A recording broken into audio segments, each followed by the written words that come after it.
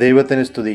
പ്രിയമുള്ളവരെ, നിങ്ങൾ കേൾക്കുന്നത് നമ്മുടെ ദിവ്യനാഥ വൈദികരോട് സംസാരിക്കുന്നു എന്ന മരിയൻ സന്ദേശ ഗ്രന്ഥത്തിൻ്റെ ആമുഖ ഭാഗത്തിൻ്റെ വായനയാണ്. ഇന്ന് ദിവസം 213. ഈ സന്ദേശങ്ങൾ പരിശുദ്ധ അമ്മ ഫാദർ സ്റ്റെഫാനോ ഗോബി എന്ന വൈദികന് നൽകിയവയാണ്. അന്ത്യകാലഘട്ടത്തിലേക്ക് നമ്മെ ഒരുക്കുന്നതിനായി അമ്മ നൽകിയ സന്ദേശങ്ങൾ വൈദികർക്കെന്നതുപോലെ തന്നെ മറ്റെല്ലാവർക്കും ബാധകമാണ്. പരിശുദ്ധ അമ്മയുടെ ഈ സന്ദേശങ്ങളുടെ ഈ ആമുഖ ഭാഗം വായിക്കുന്നത് വഴി നമുക്ക് ഈ പുസ്തകത്തെയും മരിയൻ മൂവ്മെൻറ്റ് ഓഫ് പീസ് എന്ന് പറയുന്ന സംഘടനയെ കുറിച്ചുള്ള കൂടുതൽ വിശദാംശങ്ങൾ മനസ്സിലാക്കുകയും ഈ പുസ്തകത്തെ കൂടുതൽ മനസ്സിലാക്കാൻ നമ്മെ സഹായിക്കുകയും ചെയ്യുന്നതാണ്. അമ്മയുടെ സന്ദേശങ്ങൾ ഷെയർ ചെയ്യുക വഴി നിങ്ങൾക്ക് സുവിശേഷവൽക്കരണത്തിൽ പങ്കാളികളാകാം. അതുപോലെ നിങ്ങൾ ഈ കാര്യത്തെക്കുറിച്ച് കൂടുതൽ അറിയാൻ ആഗ്രഹിക്കുന്നെങ്കിൽ ഈ സന്ദേശങ്ങൾ സബ്സ്ക്രൈബ് ചെയ്യുക. അതുപോലെ പ്ലേലിസ്റ്റിൽ കയറി ഇതിനു മുൻപുള്ള സന്ദേശങ്ങളുടെ ഭാഗങ്ങൾ കാണുവാൻ ശ്രമിക്കുമല്ലോ. നിങ്ങളെല്ലാവരും ദൈവം അനുഗ്രഹിക്കട്ടെ ഞാൻ പ്രാർത്ഥിക്കുന്നു. നമുക്ക് വായനയിലേക്ക് പ്രവേശിക്കാം. അവാച്യമായ ദൈവവചനത്തെ സമാവരണം ചെയ്തിരിക്കുന്ന മാനുഷികമായ അംശത്തിൻ്റെ അളവ് എത്രമാത്രമാണെന്ന് മനസ്സിലാക്കുക അല്പം ബുദ്ധിമുട്ടുള്ള സംഗതിയാണ്. അതുകൊണ്ട് തന്നെ ഈ സന്ദേശങ്ങളിൽ അത്യന്താപേക്ഷിതവും സാർവത്രികവുമായത് എന്താണെന്ന് വിവേചിച്ച് മനസ്സിലാക്കുക എന്നത് അത്ര എളുപ്പമല്ല. ഈ സന്ദേശങ്ങളെക്കുറിച്ച് പലരും പറയുന്നത് ഈ പുസ്തകത്തിൽ ഒരേ സന്ദേശം തന്നെ പലവരും ആവർത്തിക്കപ്പെട്ടിരിക്കുന്നു എന്നതാണ്. സുവിശേഷത്തെയും സഭ അംഗീകരിച്ച് പ്രത്യക്ഷപ്പെടലുകളെയും താരതമ്യം ചെയ്യുമ്പോൾ ദൈവത്തിൻ്റെ വചനം വളരെ വ്യത്യസ്തമായ ഒരു രീതിയിലാണ് അവതരിപ്പിക്കപ്പെട്ടിരിക്കുന്നത് എന്ന് കാണാം. ആധികാരികതയിൽ മാത്രമല്ല, രീതിയിലും. വ്യക്തി സ്വാതന്ത്ര്യത്തെക്കുറിച്ചും വ്യക്തിക്ക് നൽകേണ്ട ആദരവിനെക്കുറിച്ചുമൊക്കെ സംസാരിക്കുന്ന നമ്മൾ എന്തിന് ദൈവത്തെ മാത്രം ഇതിൽ നിന്ന് മാറ്റി നിർത്തണം? അവിടെ നമ്മുടെ താല്പര്യങ്ങളെയും സമയത്തെയും സ്ഥലത്തെയും നമ്മളോട് സംസാരിക്കേണ്ട രീതിയെയും കുറിച്ചല്ല നമ്മളോട് ചോദിച്ച് തീരുമാനമെടുക്കേണ്ട ആവശ്യമില്ലല്ലോ. യേശുവിനോടൊപ്പം പിതാവേ, ഞാൻ അങ്ങയെ സ്തുതിക്കുന്നു, കാരണം അങ്ങ് ഈ രഹസ്യങ്ങൾ ബുദ്ധിമാന്മാരിൽ നിന്നും മറച്ച് കുഞ്ഞുങ്ങൾക്ക് വെളിപ്പെടുത്തിയിരിക്കുന്നു എന്ന് പറയുവാൻ ആത്മാവിൻ്റെ ജ്ഞാനത്തിൽ നാം വളരേണ്ടത് ആവശ്യമാണ്. അതോടൊപ്പം മാതാവിൻ്റെ അരൂപിയിൽ നമുക്കും ഇങ്ങനെ പറയാൻ സാധിക്കും. അപ്പോൾ അവിടുന്ന് വിശക്കുന്നവരെ വിശിഷ്ട വിഭവങ്ങൾ കൊണ്ട് സംതൃപ്തരാക്കി സമ്പന്നരെ വെറും കൈയോടെ പറഞ്ഞയച്ചു. ഈ പുസ്തകത്തിലെ ആത്മീയ ഭാഷണങ്ങൾ നമ്മുടെ നാഥ വൈദികരോട് സംസാരിക്കുന്നു എന്ന പുസ്തകം മനസ്സിലാക്കുവാൻ താഴെ പറയുന്ന ദൈവശാസ്ത്രപരമായ മാനദണ്ഡം സഹായമാണ്. 1. ദൈവത്തിൽ നിന്നുള്ള സന്ദേശങ്ങൾ സമാധാനപ്രദവും അവിടുന്നുമായിട്ടുള്ള നമ്മുടെ ബന്ധത്തിൽ കൂടുതൽ ഉറപ്പും എളിമയും നൽകുന്നതും തിന്മയിൽ നിന്നും മാറ്റി ആത്മാവിൽ എളിമയോടും സ്ഥിരതയോടും കൂടെ നന്മ ചെയ്യുവാൻ നമ്മെ പ്രേരിപ്പിക്കുന്നതുമാണ്. നമ്മുടെയും അയൽക്കാരൻ്റെയും സ്വാതന്ത്ര്യത്തെ അത് മാനിക്കുന്നു. ദൈവനാമത്തിൽ എഴുതുകയോ പ്രവർത്തിക്കുകയോ ചെയ്യുന്ന ഏതൊരു വ്യക്തിയും തൻ്റെ മാനുഷികമായ പരിമിതികൾക്കും പോരായ്മകൾക്കും ഉള്ളിൽ നിന്നുകൊണ്ട് തന്നെ സമചിത്തതയോടും മനുഷ്യത്വത്തിൻ്റെയും ആത്മശക്തിയുടെയും ഉദാത്ത മാതൃകകളായിരിക്കും. ഈ പുസ്തകത്തിലെ ഏതെങ്കിലും സന്ദേശം ആരെയെങ്കിലും എപ്പോഴെങ്കിലും അസ്വസ്ഥപ്പെടുത്തുന്നെങ്കിൽ അപ്പോൾ വായന നിർത്തി മറ്റേതെങ്കിലും ഒരു സാഹചര്യത്തിൽ അത് വായിക്കുന്നത് നല്ലതാണ്. 2. ഭൂമിയിലെ തൻ്റെ കുഞ്ഞുങ്ങളോട് ദൈവം ഓരോ നിമിഷവും സമ്പർക്കം പുലർത്താൻ ആഗ്രഹിക്കുന്നു. അതുകൊണ്ട് ക്രിസ്ത്യാനികളായ നമുക്ക് നമ്മൾ കാണുന്ന കാര്യങ്ങളെ സഭയുടെ പ്രബോധന പീഠം വിശ്വസ്തയോടെ കാത്തുസൂക്ഷിക്കുകയും പ്രമാദരഹിതമാം വിധം നമുക്ക് നൽകുകയും ചെയ്ത ആവിഷ്കാര സത്യങ്ങളോട് ദൈവം നൽകി എന്ന് പറയുന്ന സന്ദേശങ്ങളെ തുലനം ചെയ്ത് നോക്കിക്കൊണ്ട് സത്യാവസ്ഥ മനസ്സിലാക്കാവുന്നതാണ്. അങ്ങനെ ഇത് ദൈവത്തിൻ്റെ പ്രവർത്തനമാണോ എന്ന് തിരിച്ചറിയാൻ സാധിക്കും.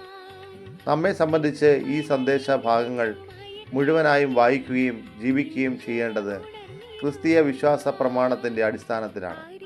താഴെ പറയുന്ന സംഗതികൾ മനസ്സിൽ വെച്ചുകൊണ്ട് വൈദിക സഹോദരങ്ങളെ ജീവിത വിശുദ്ധിയിലേക്ക് അനായാസേന കൈപിടിച്ച് നടത്തുകയാണ് ഈ സന്ദേശങ്ങളുടെ ലക്ഷ്യം. മാതാവിൻ്റെ മാതൃത്വം, അതിനോട് അനുബന്ധിച്ച അവകാശങ്ങളും ഉത്തരവാദിത്തങ്ങളും വ്യക്തിപരമായി എനിക്കും ഉണ്ടെന്നുള്ള ബോധ്യം. സൃഷ്ടികളിൽ ഏറ്റവും വിശുദ്ധിയും എളിമ നിറഞ്ഞവളുമായ നമ്മുടെ അമ്മ അവളിൽ തന്നെ ഒരു അന്തിമ ലക്ഷ്യമല്ല, നഷ്ടപ്പെട്ടു പോയ തൻ്റെ മക്കളെ ജീവനിലേക്ക് ഉണർത്തുന്ന തൻ്റെ പുത്രൻ യേശു ആരംഭിച്ച ജോലി പൂർത്തിയാകാൻ പരിശ്രമിക്കുന്ന ഒരമ്മയാണവൾ.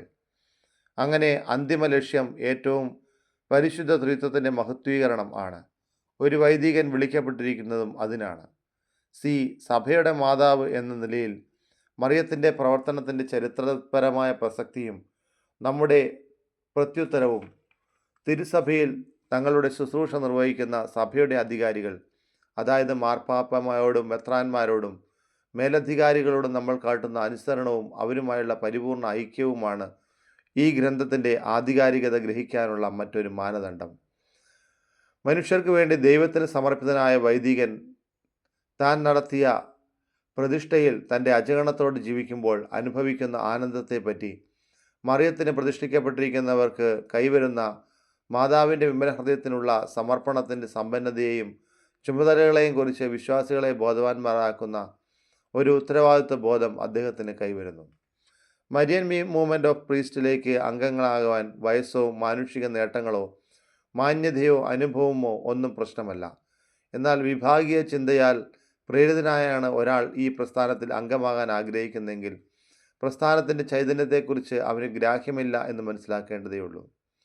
സഭയ്ക്കുള്ളിൽ ഒരിക്കലും മാറാതെ നിൽക്കുന്ന ഒരു ഘടകമുണ്ട്. തിരുസഭയുടെ ജീവിതത്തെയും തിരുവചനങ്ങളെയും അനാവരണം ചെയ്ത് നിൽക്കുന്ന ഒരു ഭാഗ്യരൂപമുണ്ട്. കാലം മാറുന്നതിനനുസരിച്ച് ഈ ബാഹ്യാവതരണത്തിന് മാറ്റങ്ങൾ കൈവന്നേക്കാം. മാറ്റങ്ങൾക്ക് വിധേയമായ പ്രാചീന കാലത്തെ വികാരതീവ്രമായ സ്മരണയോടെ മുറുകെ പിടിക്കുന്നവരുണ്ട്. അത് ന്യായമാണ് താനും. എന്നാൽ നിത്യപിതാവിനേക്കാൾ കൂടുതൽ സംഗതികൾ തങ്ങൾക്ക് അറിയാമെന്ന ഭാവത്തിൽ പുതിയ അനുഭവങ്ങളുടെ പിന്നാലെ പോകുന്നവരും ഉണ്ട്. പ്രാർത്ഥനയുടെയും പ്രായശ്ചിത്തത്തിൻ്റെയും ഏക വഴിയിൽ കൂടിയല്ലാതെ ആത്മാവിൻ്റെ രക്ഷ മറ്റു വിധത്തിൽ സാധ്യമാണെന്ന മട്ടിൽ പരിശുദ്ധാത്മാവിൽ നിന്ന് പുതിയ പ്രചോദനങ്ങൾ ഉൾക്കൊള്ളാൻ കാത്തിരിക്കുന്നവരാണവർ. ക്രിസ്തീയ ജീവിതത്തിൻ്റെ വിശ്വാസ പ്രമാണങ്ങളും ഘടകങ്ങളും വ്യത്യസ്തവും സങ്കീർണവും ആയതുകൊണ്ട് അതൊന്നും തന്നെ താഴ്ത്തി പറയുവാൻ ഈ ഗ്രന്ഥത്തിൽ ഉദ്ദേശമില്ല. സമകാലിക ദൈവശാസ്ത്രത്തെക്കുറിച്ച് പറയുമ്പോൾ അല്പം കടുപ്പമേറിയ വാക്കുകൾ വന്നാൽ അത് ദൈവശാസ്ത്രത്തിന് മുഴുവനും എതിരായുള്ള പ്രസ്താവന ആയി എടുക്കരുത്.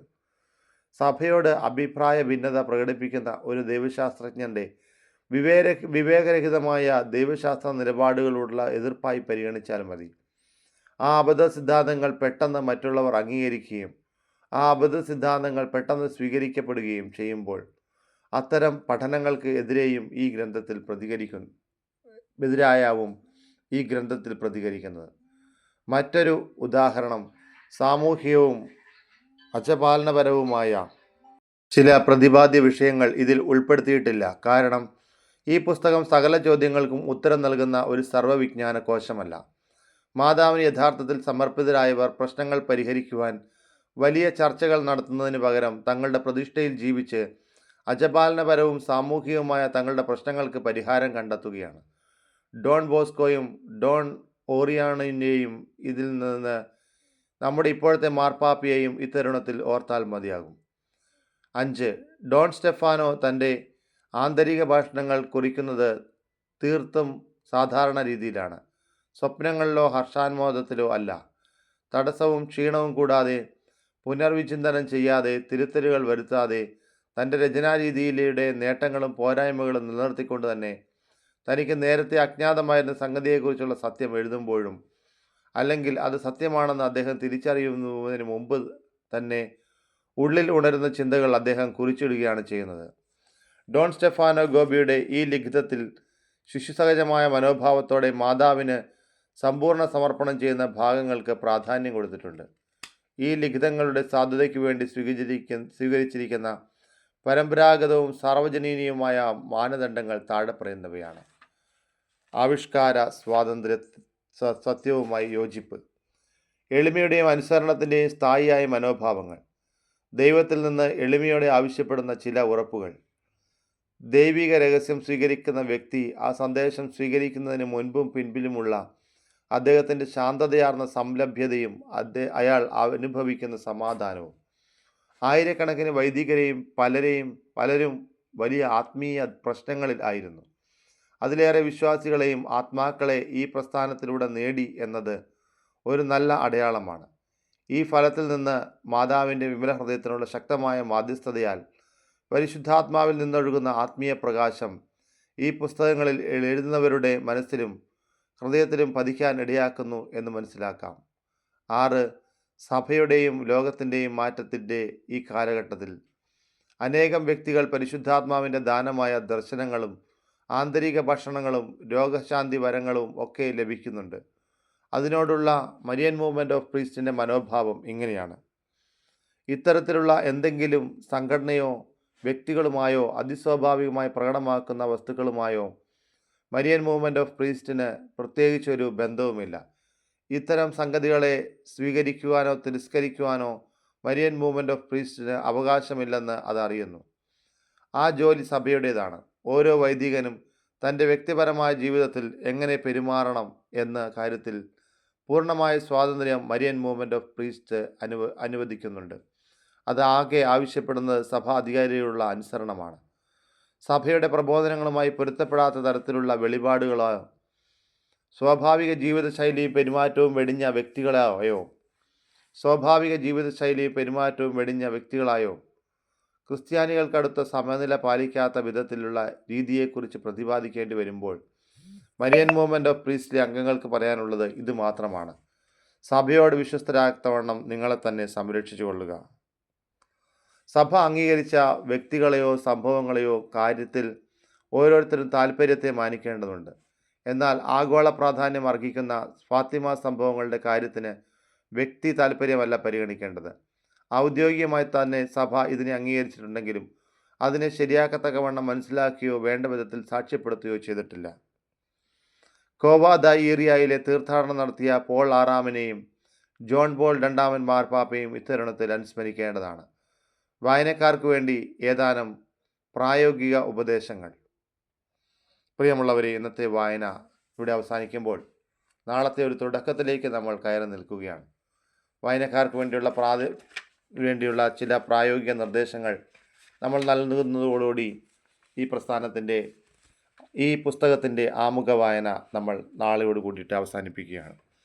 പ്രിയമുള്ളവരെ, ഈ വായനകളിലൂടെ നമ്മൾ കടന്നു പോകുമ്പോൾ ഈ പുസ്തകം എത്രമാത്രം പ്രാധാന്യമുള്ളതാണെന്നും എത്രമാത്രം ലളിതവും മാതാവ് ആഗ്രഹിക്കുന്ന പോലെ ദരിദ്രവും ആണെന്ന് നമ്മൾ തിരിച്ചറിയുന്നു. എളിയവർക്ക് തന്നെ വെളിപ്പെടുത്തുന്ന ദൈവത്തിൻ്റെ സ്വഭാവവും പരിശുദ്ധ അമ്മയുടെ ഈ സന്ദേശങ്ങളിൽ നമ്മൾക്ക് പ്രതിഫലിച്ച് കാണാം. കാരണം അവൾ ദൈവത്തിൽ നിന്നുള്ളവൾ തന്നെയാണല്ലോ. ദൈവത്തോട് ചേർന്ന് നിൽക്കുന്നവളും ദൈവമാതാവുമാണ്. അമ്മയുടെ ഈ സന്ദേശങ്ങളെ നമുക്ക് പൂർണ്ണ ഹൃദയത്തോടെ സ്വീകരിക്കുവാൻ ഈ ആമുഖ ഭാഗം ഒരു കാരണമായി തീരട്ടെ എന്ന് ഞാൻ പ്രാർത്ഥിക്കുന്നു. നിങ്ങൾക്കെല്ലാവർക്കും എല്ലാ നന്മകളും നേർന്നുകൊള്ളുന്നു. ദൈവനാമത്തിന് മാത്രം മഹത്വം ഉണ്ടായിരിക്കട്ടെ. യേശുവേ സ്തോത്രം, യേശുവേ ആരാധന, യേശുവേ നന്ദി. ദൈവമേ സ്തോത്രം, ദൈവമേ ആരാധന, ദൈവമേ നന്ദി. പരിശുദ്ധാത്മാവേ സ്തോത്രം, പരിശുദ്ധാത്മാവേ ആരാധന, പരിശുദ്ധാത്മാവേ നന്ദി. Hallelujah, hallelujah, hallelujah, hallelujah, hallelujah, hallelujah, hallelujah, hallelujah, hallelujah. യേശുവേ സ്തോത്രം.